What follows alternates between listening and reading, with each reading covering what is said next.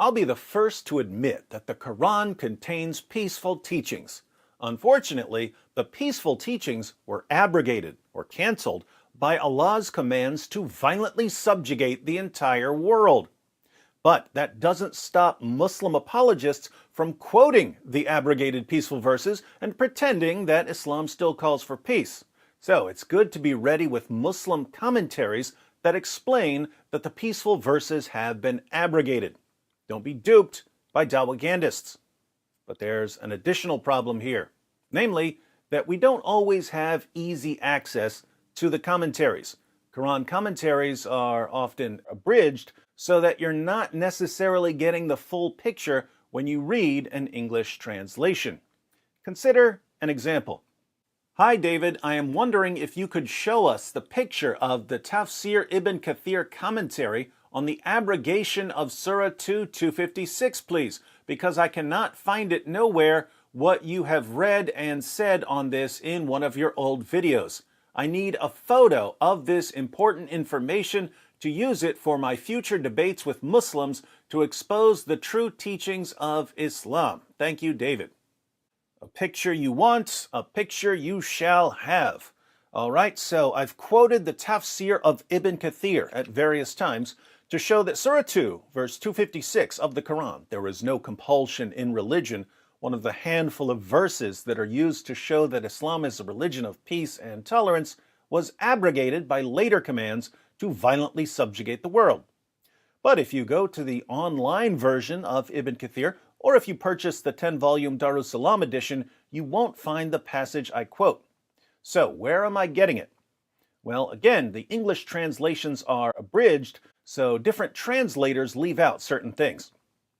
This is part 3 of the Al-Firdaus edition of Ibn Kathir. Let's read a bit of what the Darussalam edition left out. Ibn Kathir gives a couple of different historical backgrounds for the verse. We'll start here. Muhammad ibn Ishaq narrated that Ibn Abbas said, "It was revealed with regard to a man from the tribe of Bani Salim ibn Auf called Al-Husayni, whose 2 sons converted to Christianity, but he was himself a Muslim. He told the Prophet, 'Shall I force them to embrace Islam? They insist on Christianity.' Hence, Allah revealed this verse." So his sons left Islam and converted to Christianity. Smart boys. Should he force them to return to Islam? Of course not. There is no compulsion in religion. What a wonderful message. Unfortunately, the message didn't last long because Allah changes his mind a lot. But this verse is abrogated by the verse of fighting. You shall be called to fight against a people given to great warfare, then you shall fight them, or they shall surrender. Al-Fath, that's Surah 48, verse 16. Allah also says, O Prophet Muhammad, strive hard against the disbelievers and the hypocrites and be harsh against them. At Tawbah, that's Surah 9, verse 73. And he says, O you who believe, fight those of the disbelievers who are close to you and let them find harshness in you. And know that Allah is with those who are the al-muttaqeen, the pious. Surah 9, verse 123. So, the peaceful verse was abrogated by calls for violence. What are the final marching orders of the Quran? Therefore, all people of the world should be called to Islam. If any one of them refuses to do so, or refuses to pay the jizya, head tax imposed by a Muslim state on all non-Muslims living under the protection of a Muslim government, they should be fought till they are killed. The final marching orders are to call the entire world to Islam and to kill anyone who doesn't convert to Islam or pay the jizya.